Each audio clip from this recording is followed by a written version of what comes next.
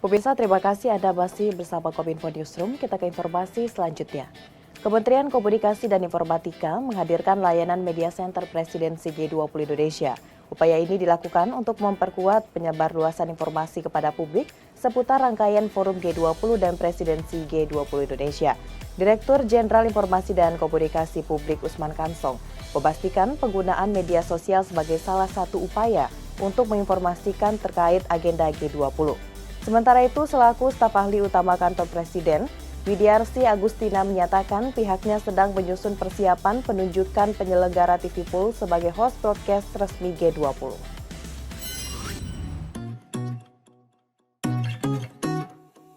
Sejak tanggal 1 Desember 2021, Indonesia resmi sebagai tuan rumah untuk perhelatan presidensi G20 2022, di mana konferensi tingkat tinggi tersebut akan mencapai puncaknya pada November 2022 di Bali. Segala bentuk persiapan telah dilakukan dari berbagai pihak, salah satunya yakni Kementerian Komunikasi dan Informatika yang tengah merencanakan pembentukan media center di pertemuan puncak G20. Mulai dari ketersediaannya infrastruktur dan fasilitas yang memadai, hingga dengan penunjukan penyelenggaraan broadcast guna menyiarkan jalannya agenda G20. Direktur Jenderal Informasi Komunikasi Publik Kementerian Kominfo, Usman Kansong, dalam rapat koordinasi persiapan host broadcast KTT G20 di Gedung Kominfo Jakarta menyatakan, untuk pemilihan TV Pool nantinya akan berkolaborasi antara lembaga penyiaran. Kemenkominfo juga akan terus berupaya dalam mensukseskan perhelatan KTT G20 dengan merencanakan kegiatan diseminasi informasi ke media, baik dalam dan luar negeri dengan menggandeng beberapa komunitas seperti Perhimpunan Pelajar Indonesia yang ada di berbagai negara. Dirjen IKP juga mengatakan pihaknya terus memastikan penggunaan media sosial sebagai salah satu upaya untuk menginformasikan terkait agenda G20 serta nantinya terdapat informasi lengkap tentang G20 melalui G20pedia. Tugas kita juga adalah mengkomunikasikan G20 ini ke masyarakat internasional. Masyarakat internasional karena itu kemarin beberapa waktu lalu, saya kira 2 pekan lalu ya, kita melakukan konsolidasi dengan perwakilan pemerintah RI di negara lain dengan kedutaan besar dan dengan konsul jenderal. Jadi di situ kita meminta perwakilan kita di negara asing itu untuk melakukan komunikasi publik, mensosialisasikan G20 kepada masyarakat internasional, kepada masyarakat asing yang ada di negara masing-masing. Selain juga tentu saja kepada katakanlah diaspora Indonesia yang ada di negara-negara asing termasuk Perhimpunan Pelajar Indonesia atau PPI ya. Sejalan dengan hal tersebut, Widiarsi Agustina selaku staf ahli utama kantor staf Presiden mengungkapkan bahwa pihaknya sedang menyusun persiapan penunjukan penyelenggara TV Pool sebagai host broadcast resmi G20. Kita sedang berembuk mekanisme yang tepat dan apa saja yang harus kita siapkan untuk kebutuhan media center pada KTT G20 yang berlangsung November mendatang. Waktunya sangat sempit dan kita harus memikirkan bagaimana jurnalis dari seluruh dunia itu nanti akan bergabung di situ. Apa saja kebutuhannya, termasuk juga baik dari info pengelolaan isunya, kemudian itinerarinya, kemudian yang terakhir juga soal broadcast. Broadcast itu kita lagi membahas sesuai ketentuan kan memang kesepakatannya adalah TV nasional. Nah, kita tentu tahu ada beberapa capturean titik liputan yang memang harus disampaikan di broadcast secara luas. Nah, kita lagi membahas mekanisme apa saja, kemudian kameranya seperti apa dan siapa saja yang terlibat. Secara ini memang TV nasional yaitu TVRI, tetapi kami akan melibatkan begitu banyak, kita mempertimbangkan melibatkan begitu banyak media TV-TV yang lain untuk bergabung karena ini perhelatan ini, kerja ini, tuan rumah ini bukan hanya negara tetapi juga teman-teman media juga terlibat di dalamnya.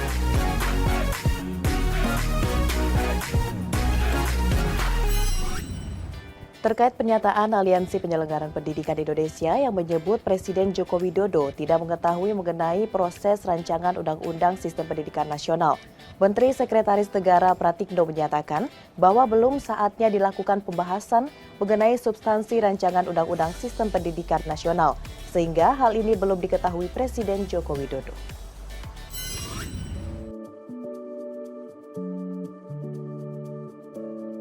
Menteri Sekretaris Negara Pratikno menyatakan bahwa belum saatnya dilakukan pembahasan mengenai substansi rancangan Undang-Undang Sistem Pendidikan Nasional atau RUU Sisdiknas, sehingga hal ini belum diketahui Presiden Joko Widodo.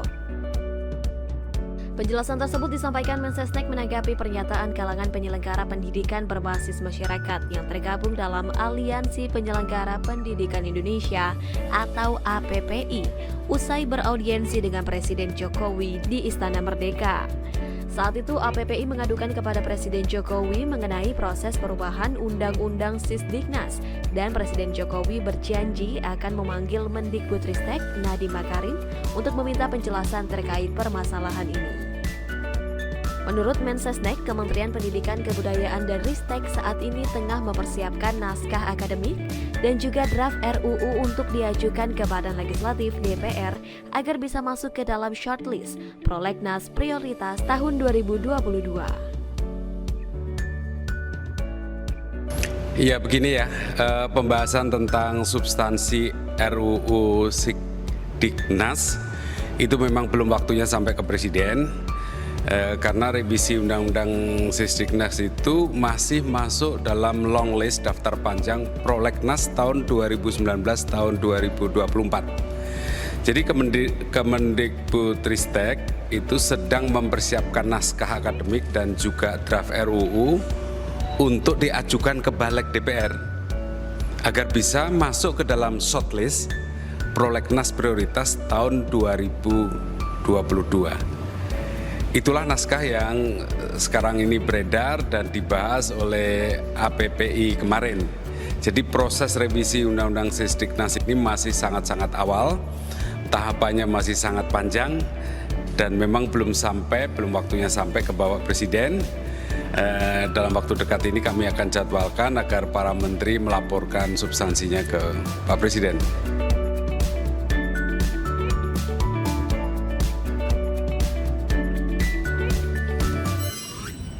Kita ke informasi lainnya, pemirsa. Kementerian Kesehatan melaporkan stok vaksin COVID-19 di Indonesia mulai banyak yang kadaluarsa, sehingga vaksin tersebut tidak bisa digunakan.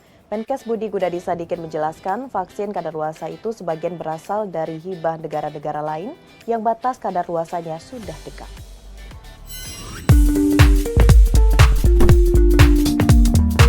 Kementerian Kesehatan akan memusnahkan vaksin COVID-19 yang sudah kadaluarsa di sejumlah daerah agar tidak mengganggu pengiriman vaksin baru. Menteri Kesehatan Budi Gunadisadikin mengatakan pemusnahan vaksin COVID-19 yang telah kadaluarsa ini sudah mendapatkan izin langsung dari Presiden Republik Indonesia Joko Widodo. Pemusnahan tersebut akan dilakukan sesuai aturan yang berlaku dan didampingi oleh Badan Pengawasan Keuangan dan Pembangunan, Jaksa Agung, dan aparat penegak hukum lainnya. Adapun terdapat dua faktor yang menjadi penyebab vaksin COVID-19 yang mengalami kadaluarsa. Pertama, vaksin donasi yang didapat memiliki masa kadaluarsa yang pendek, dan kedua yakni karena adanya pelambatan atau penurunan laju vaksinasi di dalam negeri setelah vaksinasi COVID-19 di masyarakat Indonesia mencapai 70% lebih dari jumlah populasi. Kami mengajukan usulan ke Bapak Presiden agar bisa dilakukan pemusnahan di daerah-daerah untuk vaksin-vaksin yang memang expiry date-nya sudah lewat. Dan arahan Bapak Presiden agar pemusnahan itu dilakukan dengan sesuai dengan aturannya berlaku dan didampingi dengan BPKP, Jaksa Agung, dan aparat-aparat penegak hukum lainnya, sehingga dibuat menjadi lebih transparan dan terbuka, dan prosedurnya juga sesuai dengan aturan yang berlaku. Tapi itu penting untuk segera dilakukan agar tidak menghambat program-program vaksinasi berikutnya karena gudang-gudangnya itu penuh.